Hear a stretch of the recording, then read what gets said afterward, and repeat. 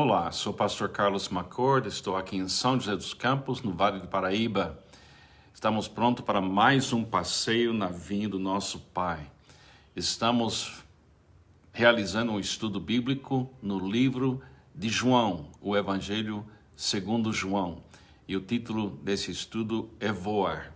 Ver, ouvir, amar para repartir Jesus Cristo. Voar. Que bom que você separou esse tempo para meditar com a gente e ver Jesus, ouvir Jesus e começar a sentir o amor que Ele tem para você e para mim também, para que você possa também amá-lo e vivê-lo ou reparti-lo. Estamos em capítulo 2 do Evangelho segundo João, iniciando agora hoje de manhã no versículo 13. É um momento muito bonito, mas também chocante no ministério de Jesus. Logo depois, alguns dias depois de ele transformou água em vinho, naquele momento de um casamento, essa interação entre Jesus e sua mãe, e seus discípulos, e seus irmãos, e membros da família, e amigos. Agora a gente vai ver um outro lado de Jesus. Se lembra que em capítulo 1, a gente viu aquele versículo, e ele se fez carne e habitou entre nós, e vimos a sua glória, cheio de graça e verdade. Agora, falar a verdade é uma forma de oferecer graça, mas a verdade não é flexível, não é um debate que a gente tem com Jesus. Quando Jesus fala, ele é a verdade falando.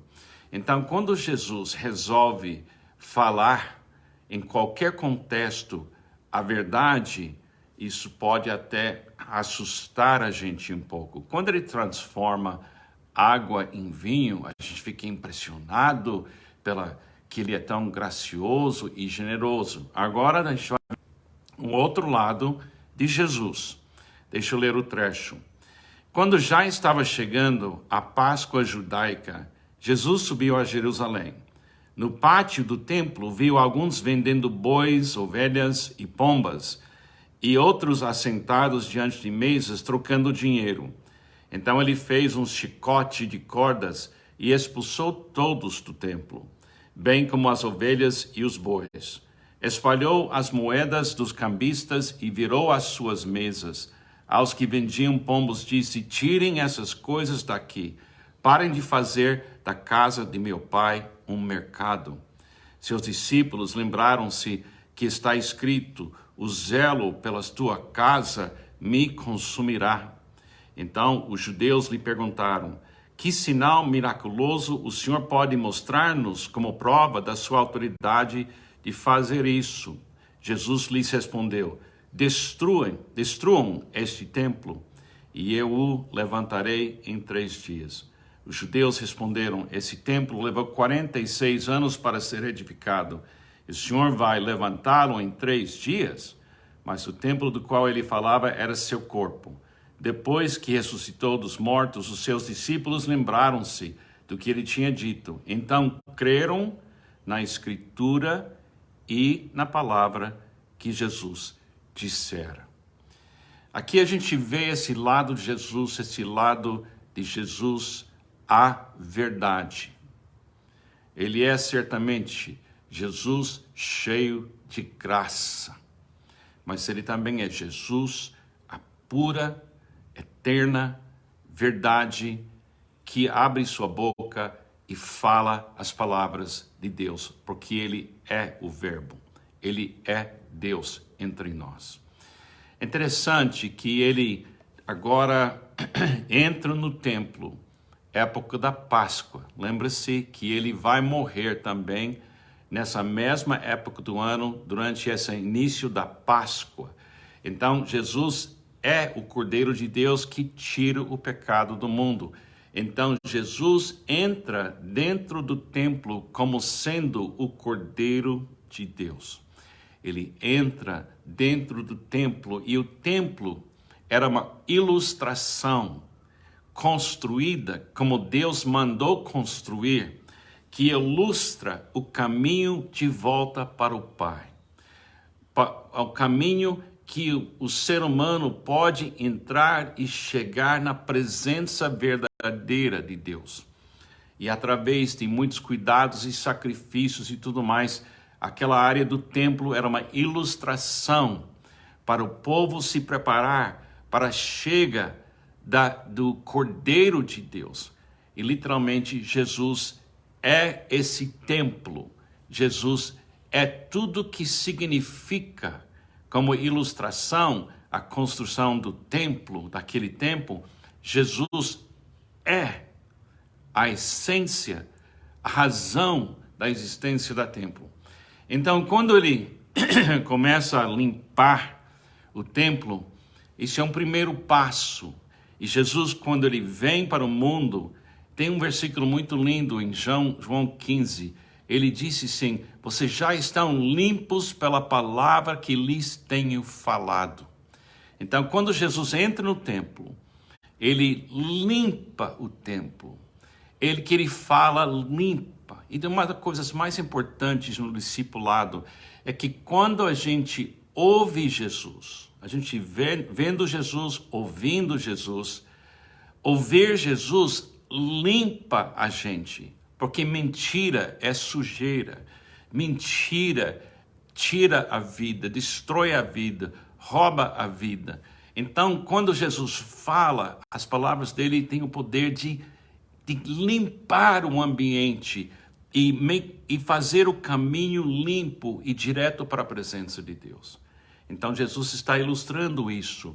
Então, ele expulsa esse pessoal que transformou o templo num lugar sujo de mercadorias e de venda e de dinheiro. E ele diz, eu tenho que limpar isso. Então, ele vai fazer essa limpeza da humanidade falando com a gente. É extremamente importante, a gente aprende, quando termina aqui, e diz assim, então creram nessa escritura e na palavra que Jesus dissera. Nós temos duas maneiras da gente ouvir, pelas escrituras, que fala a pura verdade a respeito de Jesus, e o próprio Jesus, que sempre fala a verdade sobre tudo, porque ele é a verdade.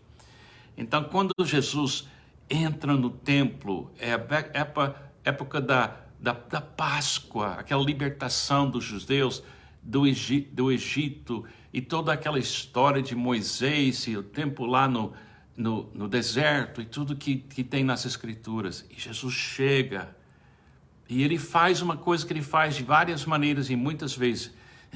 Ele chama toda a atenção para ele. Ele chama toda a atenção para ele. Por isso, eu falo para pastores, fique focado em Cristo. Lidero uma igreja focada em Cristo. Vive uma vida focada em Cristo. Por quê? Porque Jesus chamou toda a atenção para ele. Esse ato dele entrar no templo e expulsar esse pessoal faria dele um inimigo de um certo grupo, né? Ou eles se tornaram inimigos dele. E um pouco mais tempo, alguns anos depois, ele vai morrer na cruz, porque esse pessoal que ele ofendeu veio atrás dele, mas foi Deus que planejou tudo, porque ele foi de uma certa forma destruído na cruz. Ele foi a oferta como se fosse ele culpado de tudo. Deus fez ele pecado para que a gente pudesse ser a justiça de Deus. Então ele disse, em 3 dias, está falando da ressurreição, depois da crucificação. É um trecho lindo. Outro pensamento para você meditar hoje. O que motivou Jesus para vir aqui e sofrer o que ele sofreu e fazer o que ele fez? Ele tinha pena da gente? Não, não foi isso. Não foi isso. Era muito mais profundo. Ele veio porque Deus é amor. E Jesus veio por causa do relacionamento que ele teve durante toda a eternidade com seu Pai. Ele várias vezes fala, as palavras não são minhas, são as palavras dos meus pais, as obras não são minhas, as obras são as obras do meu pai. E aqui ele está dizendo aqui, isso é a casa do meu pai. Ele está dizendo, é entre eu e meu pai esse plano. Jesus fez o que ele fez por causa da vontade do seu pai. E para ser discípulo, a gente abraça Jesus, a gente ama Jesus, a gente quer repartir Jesus, porque também queremos fazer a vontade do Pai. É muito bonito isso. Leia esse trecho e medite, e você vai ver muitas coisas lindas. Tenha um ótimo dia. Lembre-se que Jesus, sim, ele faz coisas lindas e transformar a água em vinho. Mas cuidado, quando ele fala a verdade, ele fala e ele não está debatendo ninguém. Ele não está fazendo uma sugestão. Ele está sendo 100% genuíno e forte. E ele faz o que ele tem que fazer para limpar todos nós. Que Deus te abençoe. Tenha um ótimo dia.